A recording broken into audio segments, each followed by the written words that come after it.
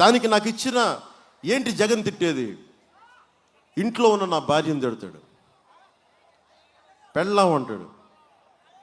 ఈ 4వ పెళ్ళానికి ఎలా చెప్పాలో నాకు తెలియట్లా. అని మనం పెళ్ళాం అనే పదం తప్ప అని మాట్లాడచ్చు. అరే, నా భార్య రాజకీయాల్లో ఉంటే నువ్వు తోలనాడినా ఒక అర్థం పర్థం ఉంటుంది.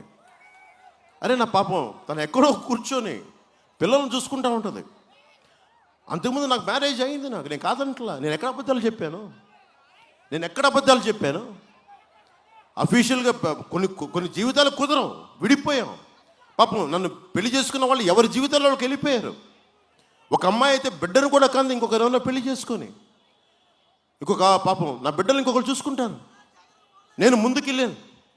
కానీ అలాంటి వాళ్ళని గుట్టుగా బతుకుతున్న వాళ్ళని కూడా జీవితంలో తీసుకొచ్చి పెళ్ళాలు అంటే నాకు ఒకటే అనిపిస్తే, నాకు భారతి గారిని భారతి గారు అని అనిపిస్తామని ఎంత నాకు నోటి దాకా వచ్చి నాకు మనస్కరించదు. అది నా సంస్కారం. అది నా తల్లిదండ్రులు లేదా శ్రీపాద శ్రీవల్లభుడు నాకు తాలూకు సంస్కారం. నాకు ఆయన కృప ఏంటో నాకు అట్లా అనాలనిపించదు నాకు. ఎందుకంటే నన్ను అన్నప్పుడు మీరు సంతోషపడకండి, చంద్రబాబు గారు అన్నప్పుడు సంతోషపడకండి, 30,000 మంది ఆడపిల్లలు అదృశ్యం అయితే సంతోషపడకండి. రేపొద్దున అది మీకు కూడా జరుగుద్ది. అది మర్చిపోకండి. ఇది చాలా చాలా ఆలోచించి తీసుకోండి నిర్ణయాలు ఇవి. మిమ్మల్ని జగన్ ఇలా మాట్లాడుతున్నాడు, మీరు పార్టీ నమ్మేశారు, ఇది అంటే చెప్పా. జగన్ ఏమైనా లాల్ బహదూర్ శాస్త్రియా లేదంటే అటల్ బిహారీ వాజ్పేయి? నువ్వు 30 పైగా కేసులు పెట్టుకొని నాకు 5 సంవత్సరాల నుంచి బెయిల్ మీద ఉన్నాడు అతను. 5 సంవత్సరాల నుంచి ముఖ్యమంత్రి స్థానంలో ఉంది. అతను అడుగుతాడు నన్ను, సొంత చెల్లికే గౌరవం ఇవ్వనేవాడు, సొంత చెల్లెళ్ళనే వారి పాపం వారి వ్యక్తిగత జీవితాలని సోషల్ మీడియాలో వారి మనుషుల చేత తిట్టించేవాడు.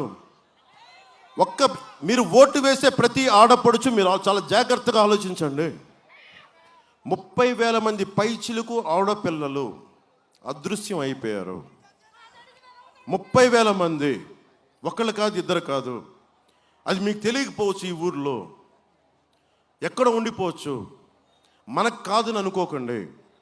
అలాగే చంద్రబాబు నాయుడు గారు సతీమణిని అంటే మనకి చాలా చిత్కారంగా మాట్లాడితే అది మన ఇంట్లో జరగద్దని అనుకోకండి. ఆయనకి జరిగిందని మీరు అనుకోకండి. అలా అందరూ అనుకుంటే చివరికి అది ఎక్కడి దాకా వచ్చింది? సొంత ఇంట్లో సొంత చెల్లెలు షర్మిల గారి వ్యక్తిగత జీవితాన్ని తిట్టే స్థాయికి వచ్చారు. అదే తిట్టినప్పుడు రేపొద్దున మీరు ఓటేస్తే మీ ఇంట్లో ఆడబిడ్డల జోలికి రారని మీరు ఎందుకు అనుకుంటున్నారు? వారిని కించపరిచేలా మాట్లాడరని మీరు ఎందుకు అనుకుంటున్నారు? 10,000 రూపాయలు ఇస్తాడు. ఎవరు దోచేసిన సొమ్ము అది? ఎవరు దోచారు? అది వాడు సొంత డబ్బు కాదే. వాళ్ళ నాన్నగారు పార్టీ స్టార్ట్ చేయడానికి వాళ్ళకి కష్టాలకు కూడా, వాళ్ళకి ఇల్లు నడుపుకోవడానికి కూడా కష్టాలు ఉండే. ఈరోజు డబ్బులు వచ్చేసి నేను కాదంటలా, కానీ ఆ డబ్బులు మనవే కదా. ఈరోజు జగన్ దగ్గర 1,00,000 కోట్లు ఉన్నాయి, ఇన్ని కోట్లు అని చెప్తారు.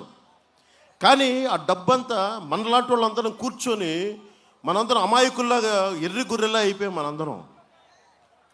అందుకని మీరు చాలా చాలా జాగ్రత్తగా ఓటు వేయాలి.